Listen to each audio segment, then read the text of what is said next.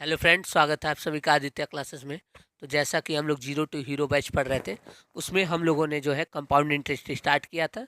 3 part हो चुकी है। आज हम लोग 4th पार्ट को पढ़ने वाले हैं। तो चलिए वीडियो को शुरू करते हैं। तो देखिए, अभी तक हम लोग जो टाइप पढ़ रहे थे पिछले क्लास में, उसमें क्या था, रेट निकालना था या टाइप निकालना था। तो अभी वही टाइप के अगले वेराइटी के सवालों को देखिए। इसमें भी रेट ही निकालना है, थोड़ा लैंग्वेज अलग है। प्रश्न कह रहा है, if the compound interest for the third and fourth year on a certain principal is 9,600 and 10,272 respectively, what is the rate. यानी कि इसमें अमाउंट नहीं दिया हुआ है। पहले क्या था, अमाउंट दे देता था कि 2 साल बाद धनराशि इतनी हो गई और 4 साल बाद धनराशि इतनी हो गई, तो आप रेट बताइए। तो वहाँ पे हम क्या करते थे, 2 साल वाले को प्रिंसिपल मान लेते थे और 4 साल वाले को अमाउंट मान लेते थे, ठीक है। और बीच में पावर क्या करते थे, 1/t लगा देते थे, बस यही था। लेकिन अब इसमें देखिए अमाउंट नहीं दिया हुआ। इसने बोला है कंपाउंड इंटरेस्ट जो है थर्ड ईयर का, वो है 9,600 रुपीज। और कंपाउंड इंटरेस्ट जो है फोर्थ ईयर का, वो है 10,272। 10,272। तो आपको क्या बताना है, रेट बताना है, ठीक है। तो एक बात आज आप लोग सीख लीजिए, जब भी लगातार सालों का दे, मतलब लगातार साल का क्या मतलब है, तीसरा और चौथा दोनों लगातार है, पांचवा छठवां दोनों लगातार है, सातवां आठवां दोनों लगातार है। समझ में आ रहा है। जब भी टाइम क्या हो, सेम हो, 1 साल का गैप हो, तो उसी को बोलते हैं लगातार, या फिर इसको और नाम देते हैं कंजेक्यूटिव। कंजेक्यूटिव यानी कि 20 का रहे और 21 का रहे, या फिर 19 का रहे और 20 का रहे, कुछ भी रहे, बस एक का अंतर हो, ठीक है। और ये कंपाउंडेड क्या हो, एनुअली हो। दो बातें देखनी है, एक तो लगातार हो और कंपाउंडेड क्या हो, एनुअली हो। बस इतने से हमारा काम चल जाएगा। तो देखिए ध्यान से, जो तीसरे साल वाला है और ये, तो दोनों को घटा देंगे। 10,272 में 9,600 को माइनस कर देंगे, तो आ जाएगा ये 672 रुपये। ये आ जाएगा 672 रुपये। यानी कि 1 साल में जो ब्याज मिला वो कितना मिला, 672। और कितने पर, 9600 पर, गुणे 100। 2 जीरो से 2 जीरो कट गया, 96 से ये 6 बार, 9 6 7 42, 7 बार में, तो 7% पर एनम क्या आ गया, आंसर आ गया। ठीक है, समझ में आया। जब भी लगातार वर्षों का कंपाउंड इंटरेस्ट देगा, तो बड़े वाली वैल्यू में से छोटे वाले को घटा देंगे, तो जो आंसर आएगा वो 1 साल का चक्रवृद्धि ब्याज होगा। जो आंसर आएगा वो 1 साल का क्या होगा, चक्रवृद्धि ब्याज होगा। और जो छोटी वाली वैल्यू होगी वो होगी प्रिंसिपल। तो रेट निकालने के लिए हमें चाहिए 1 साल का ब्याज अपॉन प्रिंसिपल गुणे 100। यहाँ से निकल जाएगा रेट। ठीक है, समझ में आया। चलिए अगले सवाल की तरफ बढ़ते हैं। चलिए तो दूसरा सवाल देखते हैं। प्रश्न कह रहा है, if a compound interest for the third and fourth year on a certain principal is rupees 125 and 135 respectively, what is the rate of interest per annum. तो देखिए, तीसरे साल में प्रिंसिपल कंपाउंड इंटरेस्ट दिया हुआ है 125, 125। और चौथे साल में जो कंपाउंड इंटरेस्ट दिया हुआ है वो दिया हुआ है 135। ये भी रुपीज है, ये भी रुपीज है। तो 125 रुपया क्या बन गया, 135 बन गया। तो ब्याज कितने का मिला, 10 का मिला। कितने साल में, 1 साल में। किस कर, 125 पर, गुणा 100। 25 से 5 बार में कट जाएगा, 25 से 4 बार में कट जाएगा, 5 से ये 2 बार में कट जाएगा, तो 8% पर एनम, यही क्या है, आंसर है। समझ में आया। चलिए अगले सवाल की तरफ बढ़ते हैं। चलिए तो तीसरा सवाल देखते हैं। कह रहा है, the compound interest on rupees 30,000 at 7% per annum for n years is rupees 4347, find the value of n. यानी कि यहाँ क्या दिया हुआ है, प्रिंसिपल दिया हुआ है सर जी 30,000। 30,000 क्या है, प्रिंसिपल है। और कंपाउंड इंटरेस्ट दिया हुआ है, कितना दिया हुआ है, 4347। तो अमाउंट कितना होगा, दोनों को जोड़ देंगे तो 3, 4, 7, 34,347। 34,347 47। ठीक है, ये अमाउंट आ गया। आप ध्यान से देखिए, अब यहाँ पे हमको क्या दिया, रेट निकालना होता था, इसमें रेट दे दिया है कितना परसेंट, 7% पर एनम, यानी कि 7/100, 7/100। तो रेशियो क्या होगा, 100 से 107 हो जाएगा एक साल में। बोलिए, कोई दिक्कत? कोई दिक्कत नहीं। अब जो हम लोग रेशियो लेंगे, प्रिंसिपल और अमाउंट का रेशियो ले लेंगे। तो प्रिंसिपल यहाँ है, अमाउंट यहाँ है। प्रिंसिपल कितना है, 30,000, और 34, 34, 7। ठीक है, अब देखिए, अब इसको काटेंगे तो देखिए, 4 3 7, 4 3 7, 7 7 14 और 7 21, यानी 3 से कट जाएगा। 3 से इसको काटेंगे, ये बन जाएगा 10,000। 3 से इसको काटेंगे, 3 एकम 3, 3 3 एकम 3, 3 चौक 12, 3 चौक 12, 3 नवा 27, यानी कि जो रेशियो आया वो आया, वो 10,000 इज टू 11,044, ठीक है। तो देखिए ध्यान से, 100/107 का कितना पावर करें कि ये हो जाए 10,000/11449। ठीक है, तो यही n की वैल्यू आपको फाइंड आउट करनी है। तो इसको 100 के टर्म में लिखेंगे तो क्या लिखेंगे, ध्यान से देखिए, ये 100/107 है का पावर n है, तो इसको भी तो हम लिख सकते हैं 100 × 100। बोलिए, अपॉन नीचे वाले को 107 × 107 लिख दिया, तो ये क्या बना, 100/107 का स्क्वायर, यानी कि n की वैल्यू क्या आ गई कंपेयर करने पर 2। तो यही n की वैल्यू क्या है, 2 ईयर्स। तो टाइम पूछेगा तो हम निकाल लेंगे, समझ में आया, ऐसे करके। ठीक है, रेट का रेशियो लेंगे, वहाँ से एक साल का पता चल जाएगा, तो इसका पावर कितना कर दे कि ये हो जाए। तो इसको जब हम लोग दो दो पार्ट में तोड़ेंगे तो 100 × 100 हो जाएगा, और ये 107 × 107 हो जाएगा।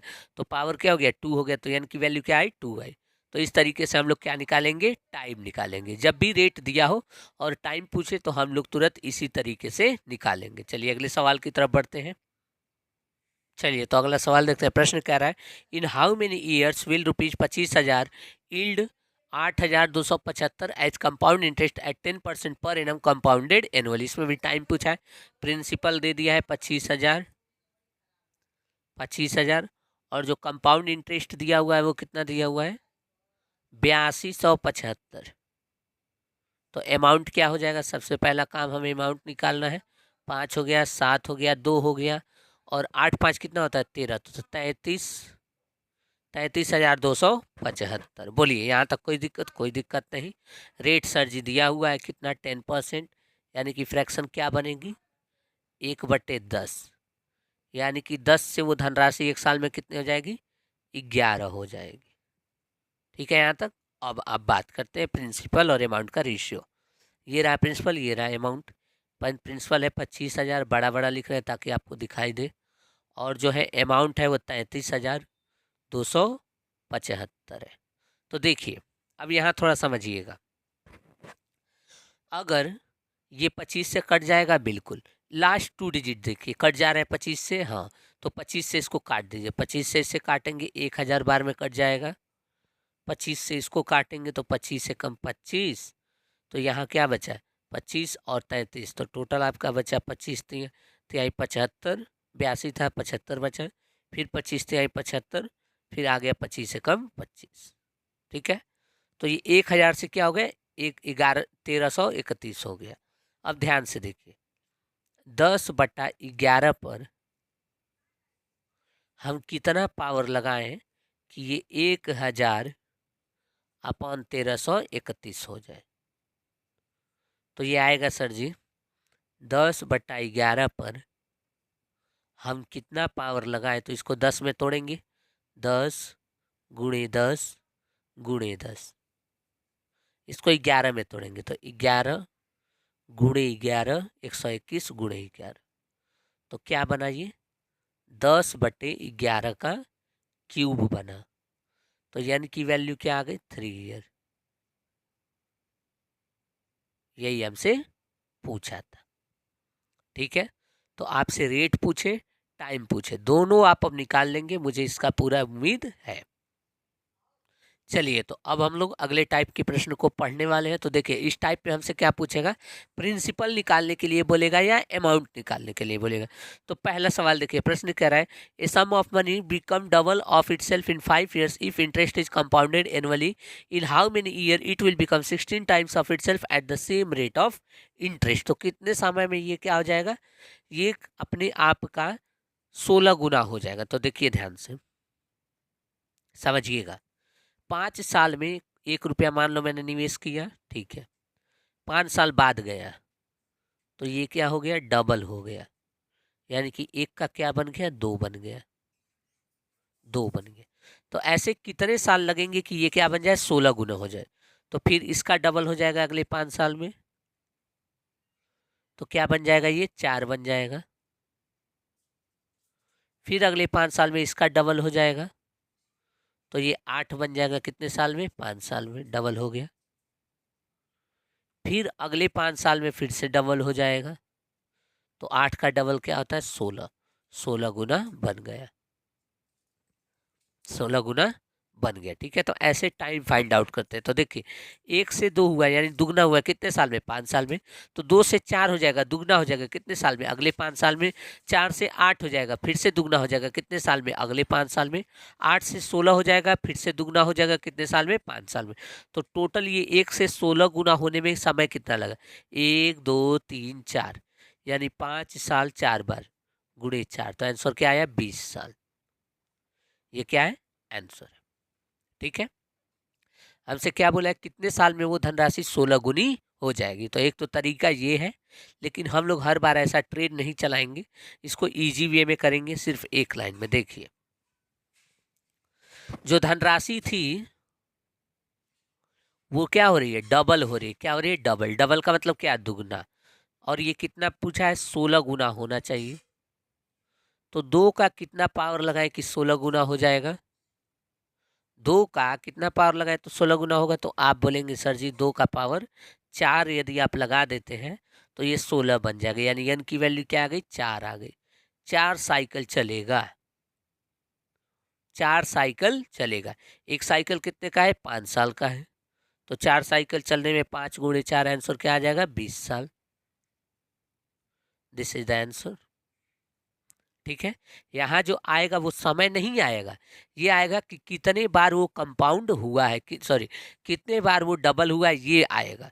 तो ये डबल हुआ है 4 बार, तो 4 बार डबल होकर के क्या बन गया, 16 गुना बन गया।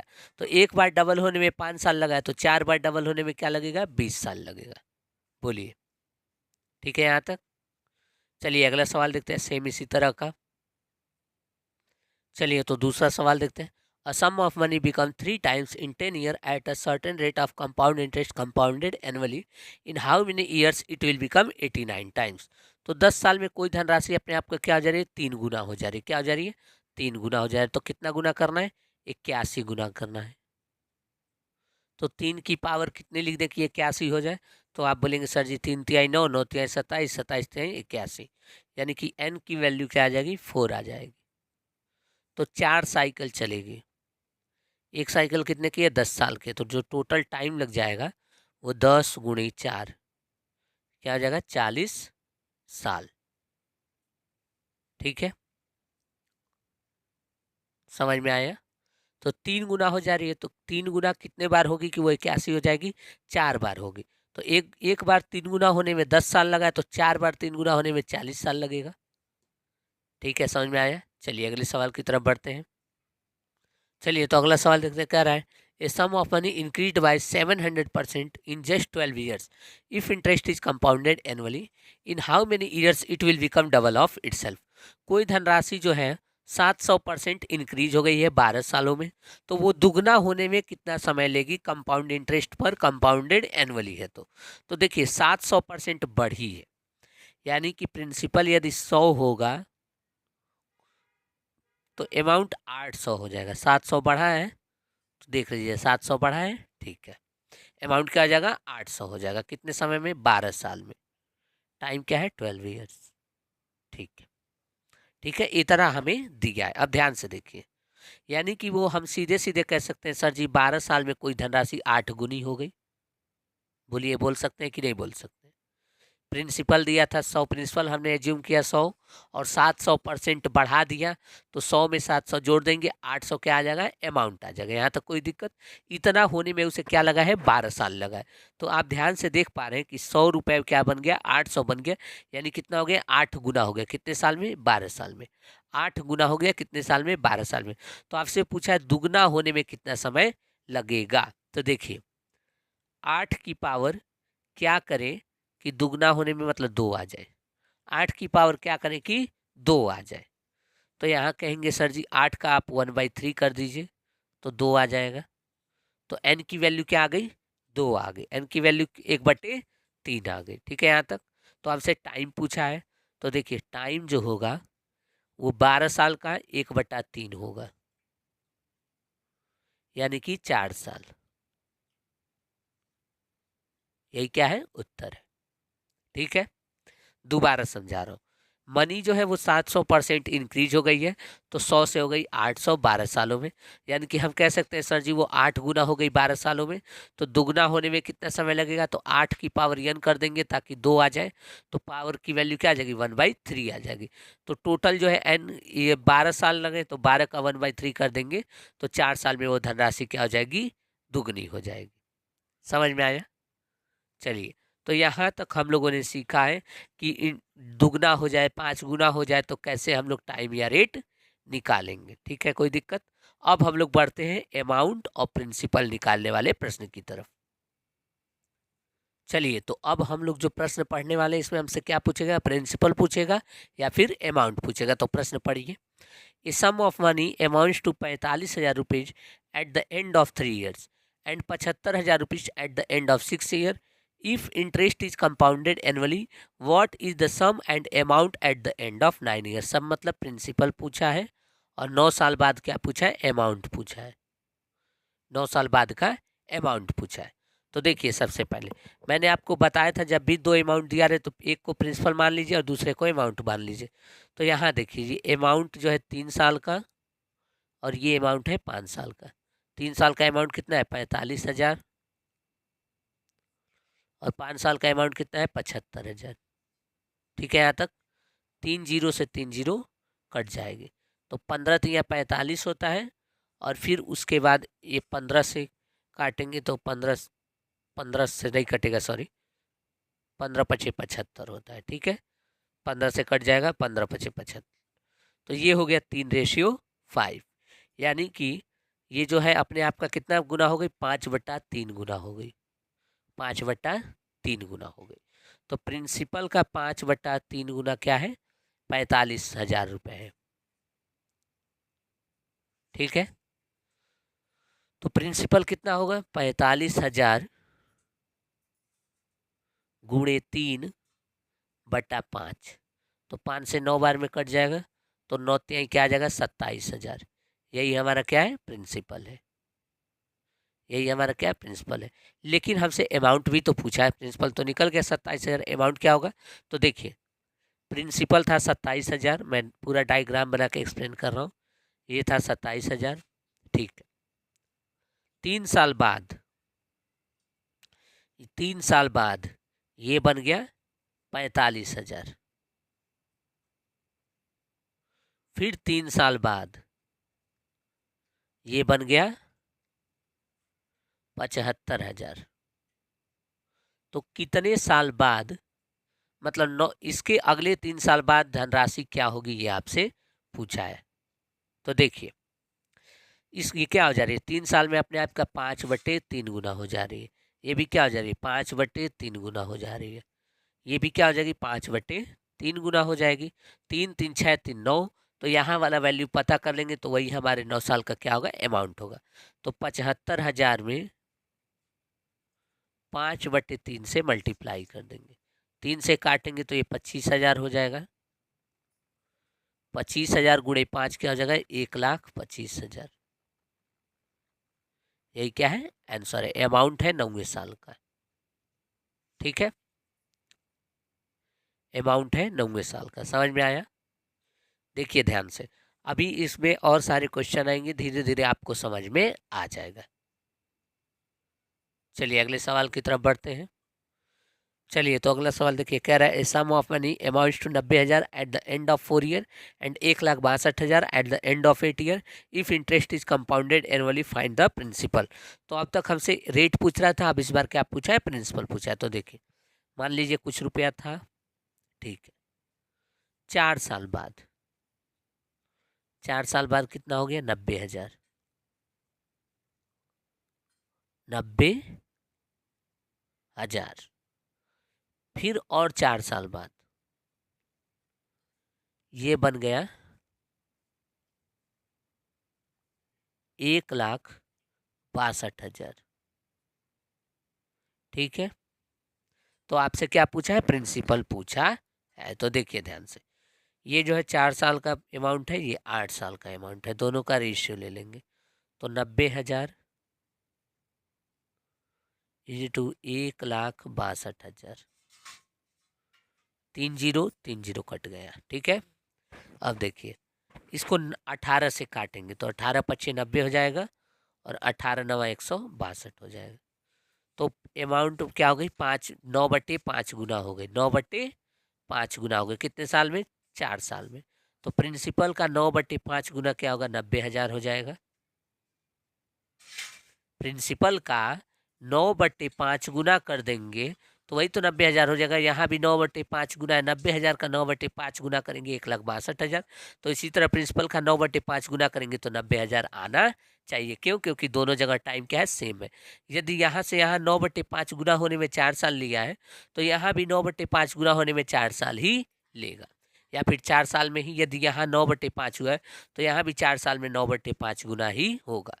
तो प्रिंसिपल का 9/5 गुना 90,000, तो प्रिंसिपल बराबर 90,000 गुणे 5 डिवाइड बाई 9, ठीक है। तो ये 9 से 9 कट जाएगा तो ये हो जाएगा 50,000। यही क्या है, प्रिंसिपल है, ठीक, समझ में आया। चलिए अगले सवाल की तरफ बढ़ते हैं। चलिए तो अगला सवाल देखते हैं, कह रहा है a sum of money becomes amount to 39,600 at the end of 2 year and 47,520 at the end of 4 year. If interest is compounded annually what is the sum of money. यानी कुछ प्रिंसिपल था, 2 साल बाद ये हो जाता है 39,600 रुपये, 2 साल बाद। फिर अगले फिर 2 साल बाद ये हो जाता है 47,520 रुपये, 520 रुपये, ठीक है। तो यहाँ ये A2 है, सेकेंड ईयर का अमाउंट, ये A4 है, फोर्थ ईयर का अमाउंट, 4 ईयर का अमाउंट, फोर्थ नहीं 4 ईयर का अमाउंट। तो देखिए इसको प्रिंसिपल मानेंगे तो ये हो जाएगा 39,600, दोनों का रेशियो ले लेंगे और ये हो जाएगा 47,52 एक जीरो से एक जीरो कट गया। अब आगे देखिए इसको काटेंगे तो देखिए ये लास्ट में 0 है और ये 6 3 9 9 9 18, ये किससे कट जाएगा, 6 से कट जाएगा। ये देखिए ये इवन है, ठीक है। और ये 5 2 7 7 7 14, 14 और 4 18, ये भी 6 से कट जाएगा। तो 6 2 और 3 दोनों से कट रहा है, इसका मतलब 6 से कट जाएगा। तो 6 6 36, तो 3 6 6 6 36 0 0, 6 से 6 7 42, तो बचा कितना, 5 5, 6 9 54, 6 2 12 0, एक जीरो से एक जीरो कट गया, ठीक है यहाँ तक। अब ये देखिए 7 2 9 और ये 9, तो 9 से 9 कट गया, 11 से कट जाएगा, 11 से भी कट जाएगा। 11 से कितनी बार में जाएगा, ये 60 बार में। और 11 से ये कितनी बार में जाएगा, 11 11 सत्ते 77, 11 दूना 22, 12 बार में, 72 बार में। तो 12 पचे 60, 12 छक 72।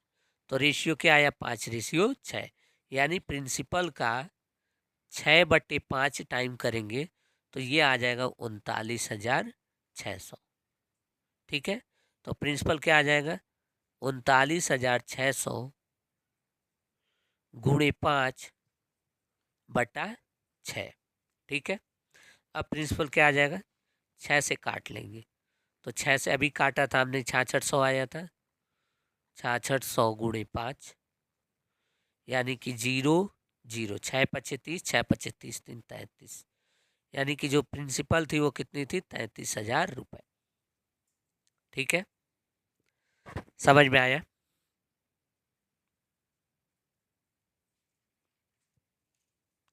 चलिए तो अगले सवाल की तरफ बढ़ते हैं। चलिए तो अगला सवाल देखते हैं। कह रहा है a sum of rupees 5,760 amounts to 7200 rupees in 4 years and to rupees x in 12 year at a certain 8% per annum if interest is compounded annually, find the value of x. यानी कि कह रहा है 5,760 रुपये मेरे पास थे, मैंने निवेश किया, ये है प्रिंसिपल। तो 4 साल बाद, 4 साल बाद ये क्या बन गया, 7200 बन गया। तो 12 साल बाद ये क्या बनेगा, मतलब अगला 4 साल, 8 साल हो गया, फिर उसके अगला 4 साल, तो ये बन गया एक्स रुपीज। यही एक्स की वैल्यू हमसे पूछी है, यही एक्स की वैल्यू हमसे पूछी है। तो हम क्या करेंगे इसमें, सबसे पहले हम रेशियो लेंगे, 5760 रेशियो 7200, पता चले ये कितना गुना हुआ है, 1 0 से 1 0 कट गया। अब यहाँ देखिए,